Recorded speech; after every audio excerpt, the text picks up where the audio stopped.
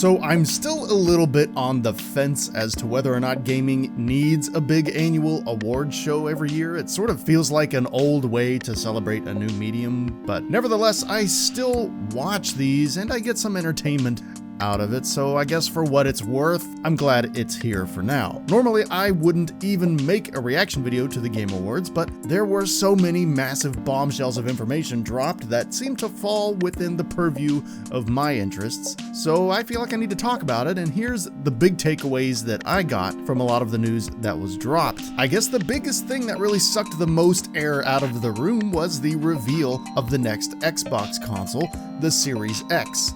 And I think reactions to this are a little bit more mixed than mine. I really think Microsoft knocked it out of the park with this reveal. The console itself, I think, looks pretty cool. It's got a nice vertical profile and a very simple sort of back to basics look to it. And I think that's a good idea for Xbox going forward. Sony is probably going to do what Sony does, and they're going to cram a bunch of bells and whistles into their next console. So for Xbox to have this simple sort of look, I think will draw a nice contrast. And I think it's going to fit in with a lot of people's entertainment centers better than they're giving it credit for right now. It's just not going to fit in the same way your Blu-ray player currently does, or the way your cable box currently does. This console is going to fit into your entertainment center a little bit more like your speakers do, or your subwoofer does. Although I'm pretty sure you can lay this thing on its side if you want. But I like the vertical look. I think it's nice. It looks like it means business, and that's what they need right now. Along with that, they also revealed the name, which is Series X, and I think, again, a lot of people are sort of misunderstanding this maybe a little bit. I don't think Series X is going to be what this box is actually called.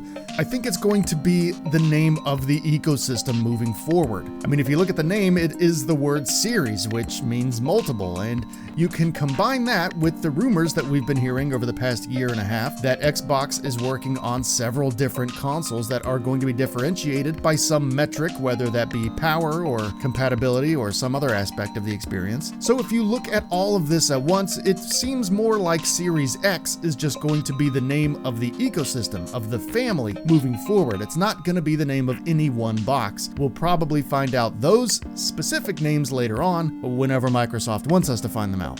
And while that is speculation on my part, I think that's a safer bet than assuming that they're actually going to call one box a Series X. That makes no sense to me. But overall, I'm very happy to see Xbox take some creative chances like this. It reminds me of the spunk that they used to have with their original system, and even with the 360. Xbox as a gaming space has never really resonated with me personally on any major level. I definitely played a lot of LAN parties of Halo 2 when I was in college, but beyond that, I've always been more of a PlayStation guy. I just am. But I've always respected Xbox for how much they've changed gaming by ushering in the mainstream online multiplayer era and a few other things that their competition has somewhat lagged behind on. I think Xbox coming out swinging like this is good for everybody, because even if you do prefer a different space to play on like I do, whether that be PlayStation or Nintendo or just PC, having strong competition for your favorite gaming device is one of the best ways to ensure that it will continue to push its own limitations and deliver the best possible experience for you down the road. So overall, I think the design, the name, and the approach, and the fact that they revealed it at the Game Awards instead of E3 or their own press conference or something else, shows that they are being very ballsy this time around, and I like that, and I hope they keep that up,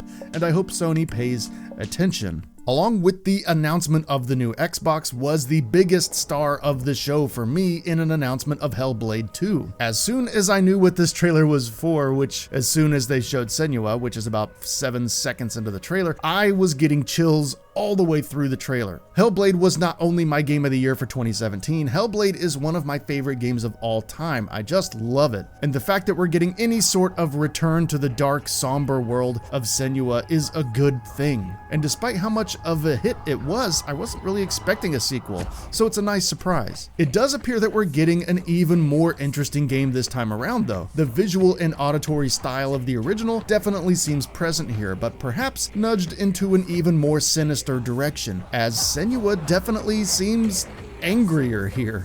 Why that is anybody's guess, but I suspect maybe instead of trying to redeem the soul of her slain lover like the last game, maybe now she's angry and she's trying to avenge his death, and that would be an awesome story for Senua. But regardless of the story, it definitely seems like we're in for a more enraged Senua this time around, and I'm totally down with that. The only thing that makes me a little bit sad here is that there's a good chance we might not get this on PlayStation, but that does depend on a few things. Yes, it is true that Microsoft has acquired Ninja Theory as of a little while ago, but that does not necessarily mean Hellblade 2 will be an exclusive to the Series X. Microsoft also acquired Obsidian around the same time, yet the game that they were working on, Outer Worlds, ended up releasing on multiple platforms, likely because it was already in development before the acquisition took place. So if Hellblade 2 is in a similar situation, we could still see it on multiple platforms. It just depends on when development of that game began and what the terms of Ninja Theory's acquisition were. Those are things that we do not know right now, so it's hard to say. But if this doesn't end up coming to PlayStation, I will be a little bit saddened by that, but I'm more than happy to get it on PC if I need to, or if for some reason I'm only able to play it on Xbox, I guess I'll buy the damn thing so I can play it. But odds are we'll have either PC or maybe even a PlayStation release. We just have to wait and see. Another interesting game that was announced is Godfall, and while it looks really shiny and impressive graphically and definitely goes out of its way to show us how many things can be shining and waving at once, there's not a whole lot to say about it other than that, I suppose. I'm interested in it and I'll keep an eye on it. But seeing PlayStation 5 written out on an official trailer for the first time like that definitely felt good. And they seem to be targeting a holiday 2020 release date, so that seems like it may very well be a launch title for the PS5. And that's an important spot for a developer to be in that seems to have only made one other game, and it's a card game.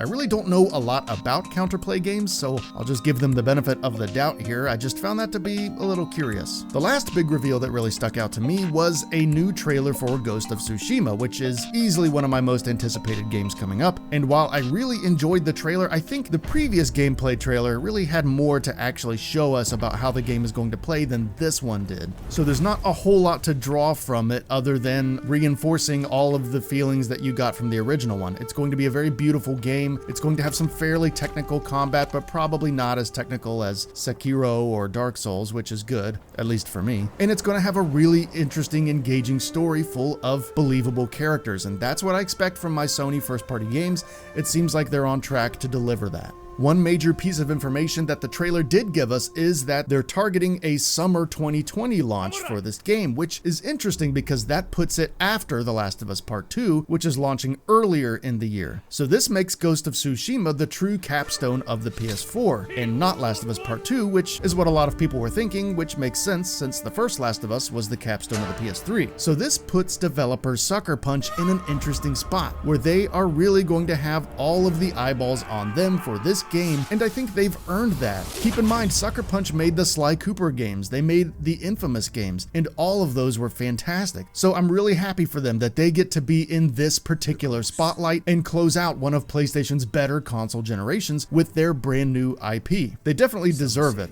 As far as the awards themselves go, they were generally choices that I probably wouldn't have made, but I think there were reasonable picks throughout all of the categories. Giving Kojima Best Directing for his game Death Stranding, I think makes probably the most sense out of any of the awards, and even though I didn't get a chance to make my own review of Death Stranding, I will be mentioning it in my Best Games of 2019 video, which will be coming up here shortly, so stay tuned for that if you are so inclined, and feel free to subscribe. And of course, be sure to let me know if you agree or disagree with anything I speculated on down in the comments below. But until then, thanks for watching.